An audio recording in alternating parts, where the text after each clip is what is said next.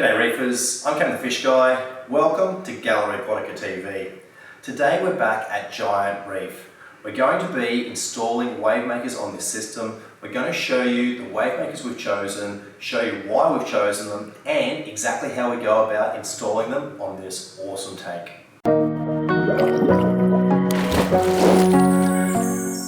We haven't been back to Giant Reef in quite a few weeks, and in that time we've added a small number of fish. There's 10 chromas and 2 clowns, and we're using those fish just to help to establish the bacterial populations whilst we finish off the rest of the equipment installation.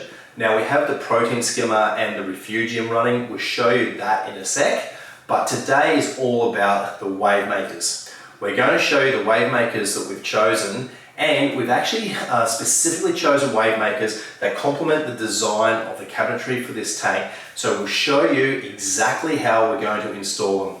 So let's start by having a look underneath the tank at where we're at with the filtration. Anyone that's seen the first video we did on Giant Reef will know that the drainage goes down this side here, the left hand side when you're in the office area. And from the drainage it goes straight into the skimmer section. Now we've got our Octo 200 sitting in this section here, and I'm really happy with the amount of skim that it's pulling. And you can see that the water level that it's in is maybe a little bit high. We have used a stand, it's a sea torch skimmer stand for this skimmer so that we've got it at the perfect height. But I'm definitely very happy with how our skimmer is going. It does of course have a float valve in the cup, so that if this skimmer were to overskim, it would trigger that float valve, cut the power to the pump, and we wouldn't have a big overflow disaster. So I'm really happy with our Octo skimmer. Let's have a look at the next section. There's not a lot happening in this section at the moment apart from a heap of algae on the glass. And as we said, haven't been here for quite some time, so we've really just let the tank go as it is, and we certainly could give it a bit of a clean in here. We've got our Prime Fuge Refugium light, and we've got a little bit of keto growth. It's not particularly impressive and not really something we're focused on at this stage, but we'll probably bring some more keto and really get this cranking in the coming weeks. So there's one last part of the filtration that we've got, and that's on the end cupboard. Probably not filtration as much as temperature control. We've got our TK 2000, the R290 chiller on the end here, and we don't have it turned on at the moment. This tank's actually running a little bit cool. We're going to put some heaters in the next few days, but the chiller is connected to our manifold, and manifold is running off an Aquatica Vectra M2. So we're going to use that manifold for the chiller, but also the 2 Aqua UV Twist 57 watters that we've got, which we mounted underneath here. So it's all coming together quite slowly with the filtration, but as we said in the start, we're really at a stage where we're letting the tank cycle, establishing bacterial populations, so we're not in a huge rush. But let's have a look in the tank, and we'll show you why I am very keen to get the Wavemakers set up today. This tank is really, really big. It's 4 feet deep, and even with the strong return flow that we've got from our Vectra L2 of around about 11,000 litres per hour, we don't have great water movement in the tank, and we've got a lot of detritus settling out on the sand and on the rocks.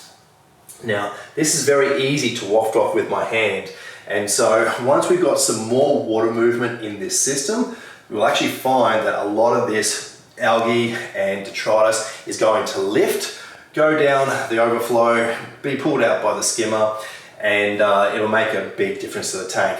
So it's very important that we get some water flow in this tank, and that's our job for today. Let's have a look at the Wavemakers we've chosen for Giant Reef.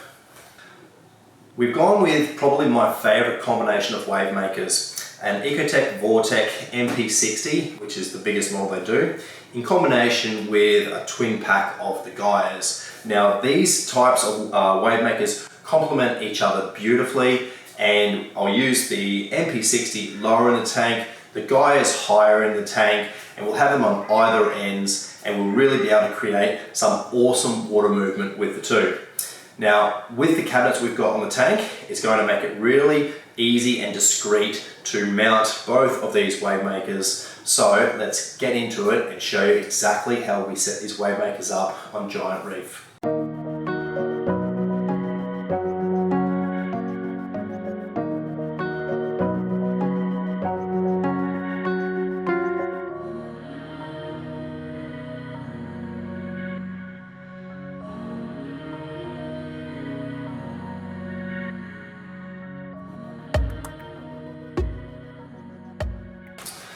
We're going to put our MP60 on this side of the tank, and you can see we've got this perfect cupboard section that will allow us to have our dry side of our Wavemaker discreetly in here, and the only cable of course is going to be on the inside of the cabinet, because our wet side, which will be on the inside of the tank pushing the water, doesn't have any cords to it. So it's a really nice way to have a very discreet Wavemaker in your system, and these are really strong Wavemakers.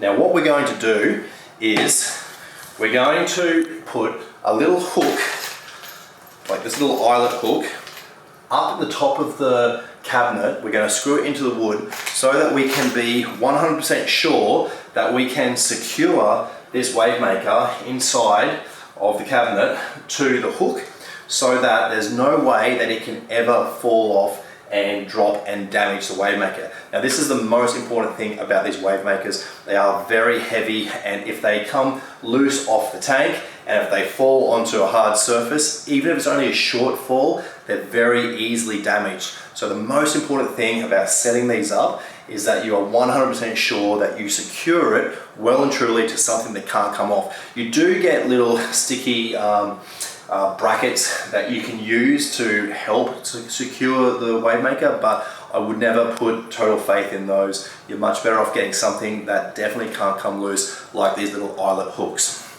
Now, we're also going to use our medium-sized spacer. That's going to go over the dry side, and it's going to give us the perfect amount of magnetic hold for the 19mm glass on this tank. So I'll start by putting a little eyelet hook in up the top and securing the Wavemaker, and then we'll put the wet side on and we'll program it. So I'll probably move this at some point either across or probably more towards the middle. We may choose to go for a second MP60 on the other side. We've only got a single one for today, but the main thing is for us to just at least get some water movement to help clear this detritus. So we'll start with this one. So let's plug it in and see how it goes.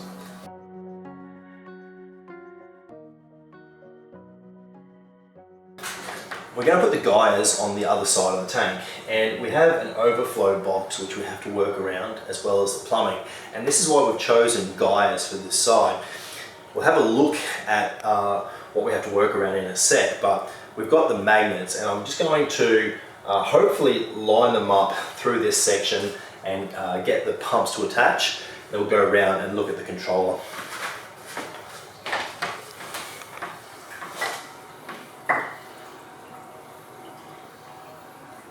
So that's about as high as I can have it. I'll probably angle the rotors up. It's one of the beautiful things about the guys. They're very easy to change the direction of the flow, so you've got lots of options with how you position them. But we'll put the second pump in place and fire them up before we worry about fine-tuning the direction. Alright, so I'm in the cabinet with the overflow, and it's just occurred to me, I might see if I can fit the magnet in this overflow box, and if I can do that, that means we can have our guys higher in the tank. So just come around and have a look at this overflow, and we'll see what we reckon. So if I can fit the magnet there, then I can put one like this, and I reckon this will be the problem. I think we can fit one up high and one down low, but probably not both up high. So I've got the decision to make. Do I put both up in the overflow, or do I put them both down here? I think what I'll do is I'll start with them both down low. We can always change them in the future. The main thing today is just to get them operational and really get that, that water movement in the system. So this is going to be a harder one to reach, and it might be impossible by myself, but here we go.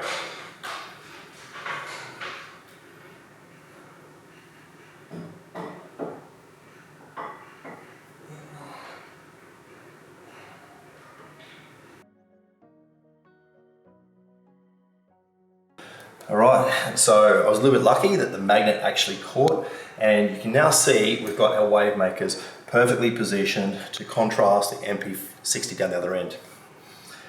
Although I think I'm going to try and straighten them up a bit.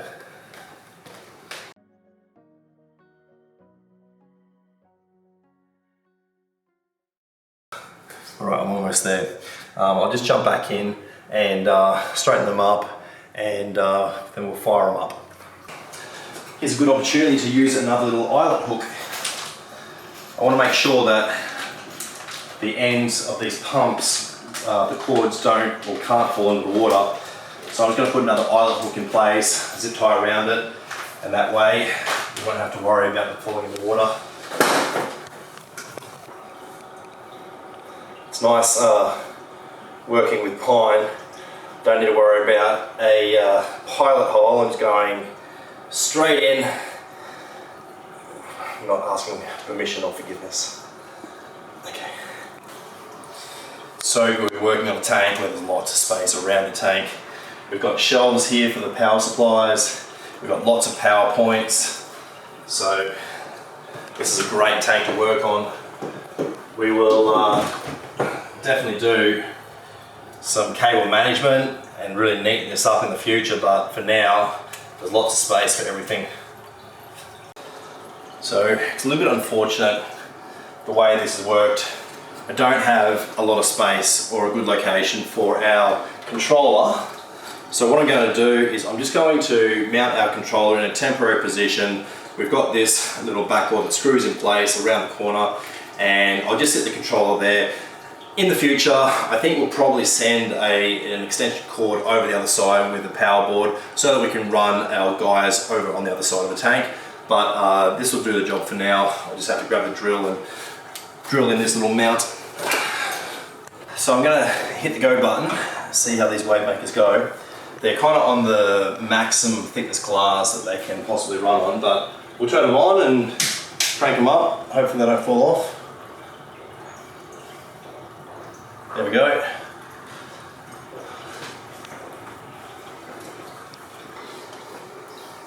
Okay, it's going to really annoy me having that controller up there, so I can't wait to move it down the other end of the tank, but we've definitely achieved our goal for today, which is to set up our Wavemakers. Now from here, we can program them.